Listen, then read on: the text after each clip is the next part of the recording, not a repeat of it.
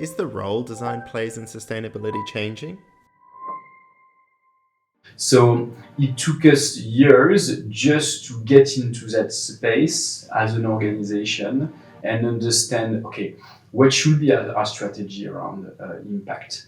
What role do we have to play or maybe not play? With our size, what can we do? What can we not do? What can we afford or not? Well, I think design has a huge role to play in sustainability, and I think it's only going to come to the forefront more and more. So what we've found is that there's increasing consumer expectations around sustainability, and actually it goes beyond sustainability now. So people are expecting regeneration. So they're expecting the businesses that they interact with to actually be positively impacting the environment and the society around them. It's not just enough to say, we're not having an impact on the environment anymore. It's really about giving back and moving things forward. Right, so you say, okay, we're going to change the vision of the company and to take for good, but how do we get there? How do we deliver impact?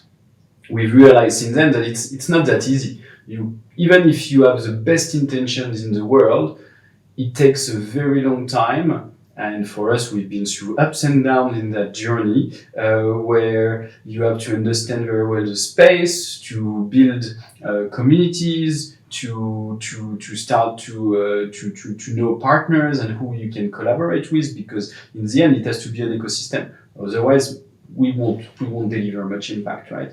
Customers are holding businesses to higher account in those areas. And we're seeing that come through in things like, corporate social responsibility and ESG coming to the forefront of some of these big corporations' agendas.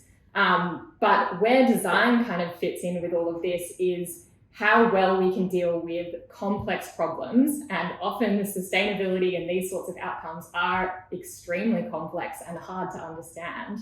As an industry, it's really looking at, yes, okay, we need to build successful product, but is successful product something that should be measured by the number of hours that are spent on this product, or should it be, well, actually, is it impacting our users' life in a good way or in a negative way?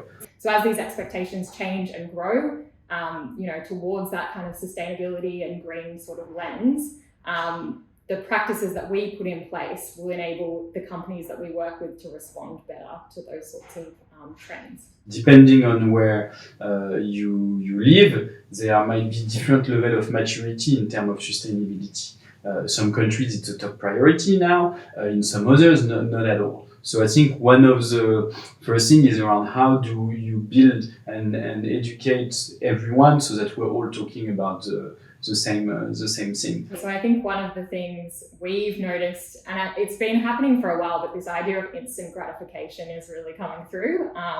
So, more and more, obviously there's this expectation for digital, but it's, I expect same day delivery for my products or next day delivery for my products. I expect 24/7 customer service.